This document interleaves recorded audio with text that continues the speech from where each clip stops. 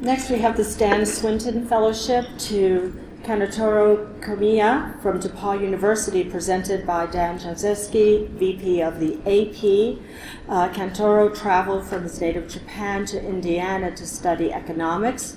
He has a special interest in technology and the relationship between international politics and economics.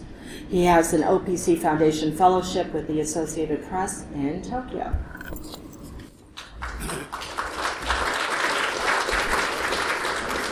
I'd just like to say a few words about this fellowship. It's named for Stan Swinton, who was an AP World War II era correspondent. He covered the death of Mussolini, and then afterwards he set up the AP's business operations around the world after World War II, and it was head of AP World Services, including our not small operations in Japan. So I think it's very appropriate, Kantaro, that you have this award.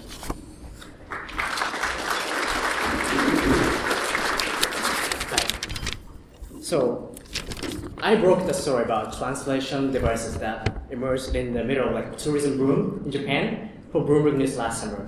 I think this piece might be symbolic of Japan today, the rapidly aging society with betting on sectors like technology or tourism to escape the decades of low economic growth.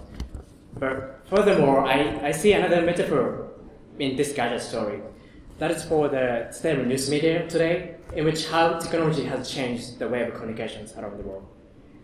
My passion for journalism was ignited when I was 10 years old, when I began volunteering for a newspaper in Tokyo. And throughout my teenage years, a journalist has always been my dream job, to utilize my gushing curiosity toward how the world works. But the way news is reported has become altogether different in the past decade. The digital disruption has triggered an existential problem for many news organizations globally. And as an aspiring business reporter, I couldn't miss trend and just started to seriously think about entrepreneurship in journalism.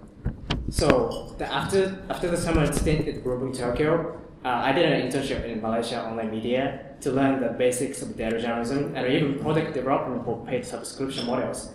And I'm still unsure what news media would be like in 2050, but I will dedicate myself to making the independent and factual storytelling sustainable in the future. And now, my interest is in business journalism, and as well as business of journalism, particularly from Asia, where the dynamic center of global economy and politics.